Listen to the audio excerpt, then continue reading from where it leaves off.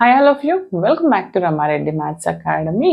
ఈ వీడియోలో మనం ఏంటి అని అంటే binary to grey code converter అంటే ఏంటిది? యాక్చువల్గా బైనరీ కోడ్ ఇచ్చినప్పుడు గ్రే కోడ్లోకి ఏ విధంగా కన్వర్ట్ చేస్తామని చెప్తాను.